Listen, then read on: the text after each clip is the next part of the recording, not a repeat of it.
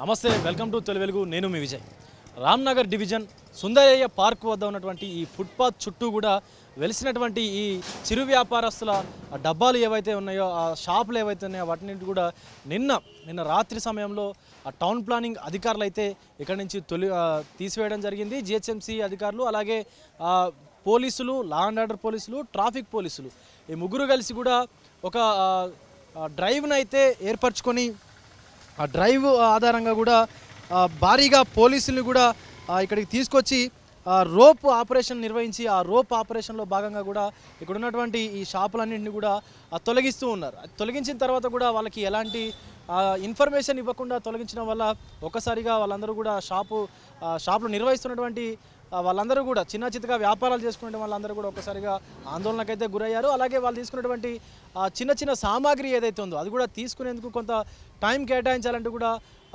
చెప్పినా కూడా సడన్గా వచ్చేసి కూల్చివేయడం పట్ల ఆవేదన కూడా వ్యక్తం చేస్తున్నటువంటి పరిస్థితి కనిపిస్తుంది. ఎస్, వాళ్ళు ఒక్కసారి మనం చూడొచ్చు షాపులకు సంబంధించిన సామాగ్రి ఏదైతే ఉందో దానికి సంబంధించినటువంటి ఇప్పుడు ఏదైతే అవశేషాలు ఉన్నాయో వాటిని అన్నింటినీ కూడా తీసుకెళ్లేటువంటి ప్రయత్నం కూడా చేస్తూ ఉన్నారు. అయితే ఒక్కసారిగా ఇలా సమాచారం ఇవ్వకుండా ఈ వ్యాపారాలన్నింటినీ కూడా ఈ సముదాయాలన్నింటినీ కూడా తొలగించడం వల్ల వాళ్ళు ఎక్కడికి వెళ్ళాలి, మేము ఏం చేయాలో కూడా అర్థం కావట్లేదు అని చెప్పేసి కూడా కొంత ఆవేదన వ్యక్తం చేస్తూ ఉన్నారు. షాపులు తొలగిస్తే మేము ఎలా బతకాలి, మా యొక్క జీవన ఆధారమే ఇది కాబట్టి ఈ చిన్న షాపులు తొలగిస్తే మేము ఎలా బతకాలి అనేది కూడా వాళ్ళు అధికారులను కూడా అడుగుతున్నటువంటి పరిస్థితి కూడా కనిపిస్తూ ఉంది.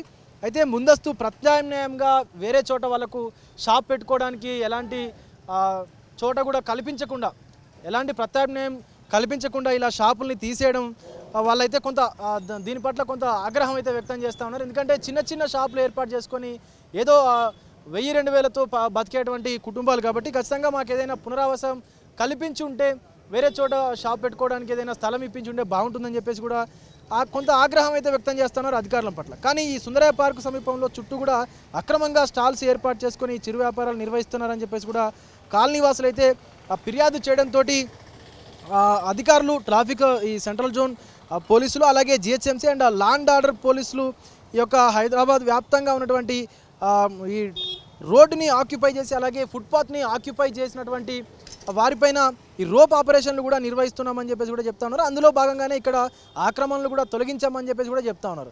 అయితే దీనివల్ల ఈ ఫుట్పాత్లను ఆక్రమించడం వల్ల వాహనదారులకు అలాగే బాటసార్లకు అయితే తీవ్రంగా ఇబ్బందులు ఎదురవుతున్నాయని వాటిని దృష్టిలో ఉంచుకొని ఈ రోప్ ఆపరేషన్లు కూడా మేము నిర్వహిస్తున్నామని చెప్పేసి కూడా చెప్తా ఉన్నారు.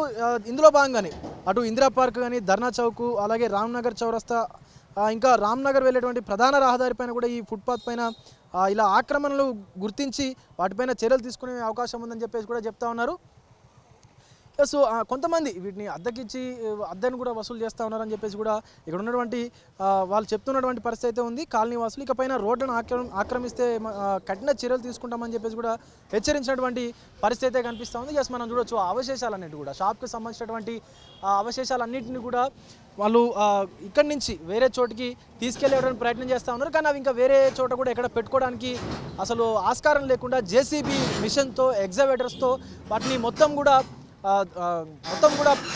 పాడు చేసినటువంటి పరిస్థితి కనిపిస్తూ ఉంది. ఎస్, మనం ఒక్కసారి చూడొచ్చు ఆ బండిలోకి ఎక్కిస్తున్నటువంటి విజువల్స్ అన్నీ కూడా కనిపిస్తూ ఉన్నాయి.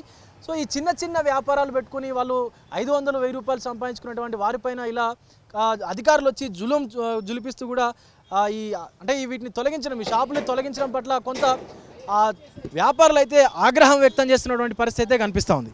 ఎస్, ఈ షాప్కి సంబంధించినటువంటి చిరు వ్యాపారులు కూడా మనతో ఉన్నారు. వాళ్ళతో మాట్లాడే ప్రయత్నం చేద్దాం. అన్న, ఎప్పుడు తీసేశారు ఈ షాప్లో? నిన్న సాయంత్రం 4 గంటల ప్రాంతంలో మాకు నోటీసులు లేకుండా వచ్చి ఇక్కడ తీసేయడం అనేది జరిగింది.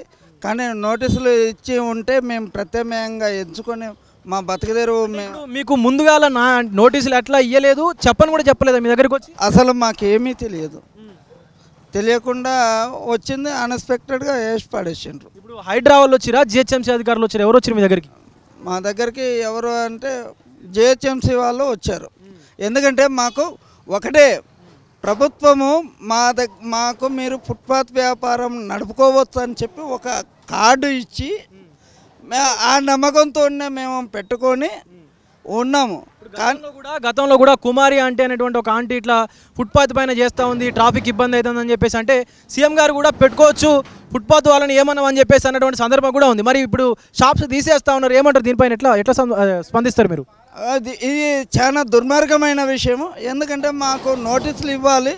కుమారి అనేటమే హ్యాండిక్యాప్డ్ అనేది కూడా చూడకుండా నిన్న ఒక హ్యాండిక్యాప్డ్ కూర్చొని నన్ను చంపి మీరు ఈ డబ్బాను తీసేయండి అంటే ఆ డబ్బాను వదిలేసిపోయాడు.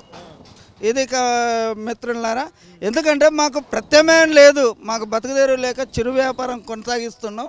కానీ అట్లాంటి పరిస్థితుల్లోనే ఇట్లాంటి వ్యవహారం చేయడం మేము ఎక్కడ ఏం చేయాలో మాకు తోయట్లేదు. మీరు ప్రభుత్వానికి మీ తరపున ఇప్పుడు చిన్న చిన్న వ్యాపారాలు చేసుకుంటారు కాబట్టి ప్రభుత్వానికి మీరేం చెప్పాలనుకుంటారు మీ తరపు నుంచి?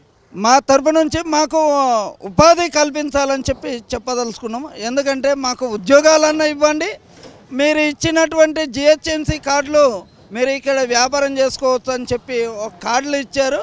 ఆ కార్డులను తిరస్కరిస్తూ కూడా బెటాలియన్ తీసుకొచ్చి మేము అయోమయంలో మమ్మల్ని మొత్తం తొక్కిపడేశారు. భారీ ఎత్తున వచ్చిరా పోలీసులు ఇక్కడికి?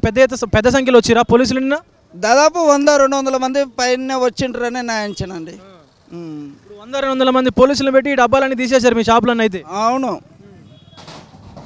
మీరు ఏం చేస్తారు మరి? ఇప్పుడు వేరే చోట ఎక్కడైనా పెట్టుకుంటారా లేకపోతే ఎట్లా? ఏం చేయాలో మాకు అర్థం కావట్లేదు. రేవంత్ రెడ్డి గారికి మాకు ప్రత్యామ్నాయంగా ఉపాధి చూపాలని చెప్పి విజ్ఞప్తి చేస్తున్నాం.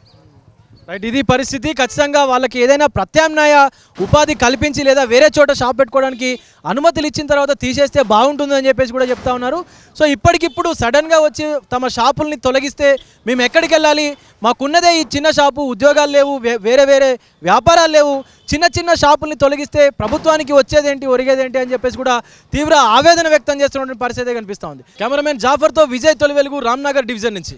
ప్రపంచంలో ఏ మూల ఏ క్షణం ఏం జరుగుతుందో వేగంగా తెలుసుకోవడానికి తొలి వెలుగు వాట్సాప్ ఛానల్ని ఫాలో చేయండి.